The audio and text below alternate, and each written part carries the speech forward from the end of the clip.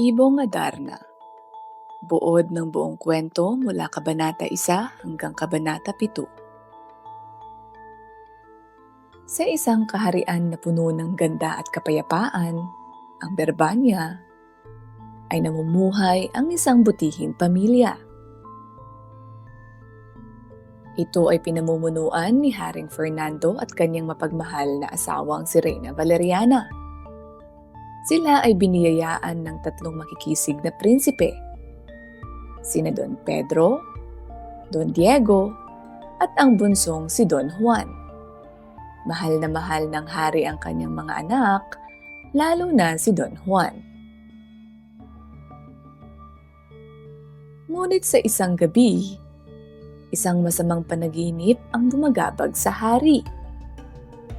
Napanaginipan niya na si Don Juan, ang kanyang bunsong anak, ay pinatay ng dalawang lalaki at itinapon sa isang malalim na balon. Dahil sa tindi ng takot at lungkot, nagkasakit ang hari. Walang manggagamot ang makapagpapagaling sa kanya. Ang tanging pag-asa, ang awit ng Ibong Adarna na matatagpuan sa bundok Tabor.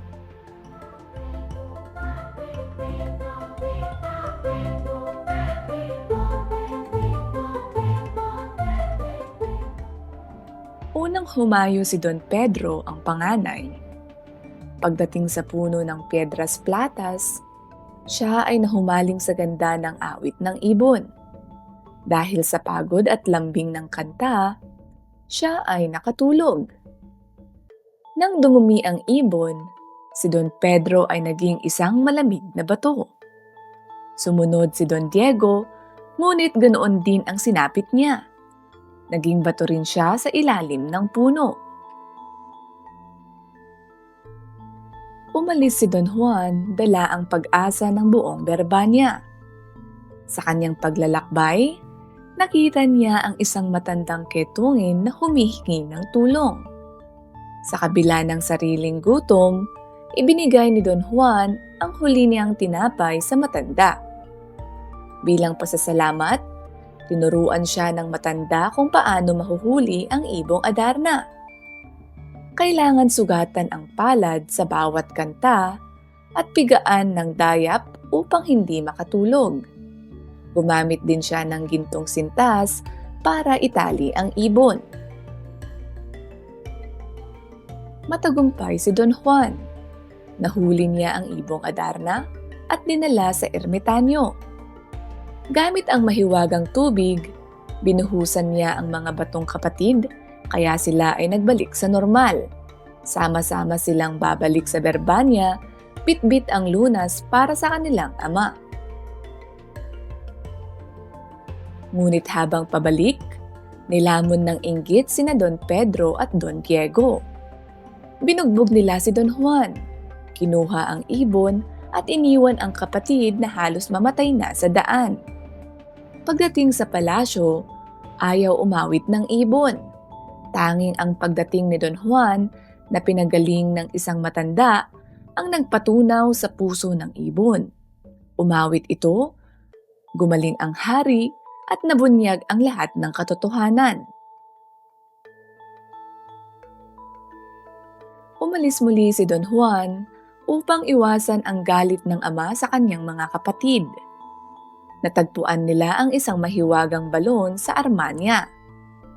Sa kailaliman nito, iniligtas ni Don Juan sina Prinsesa Juana at Prinsesa Leonora mula sa mga dambuhala.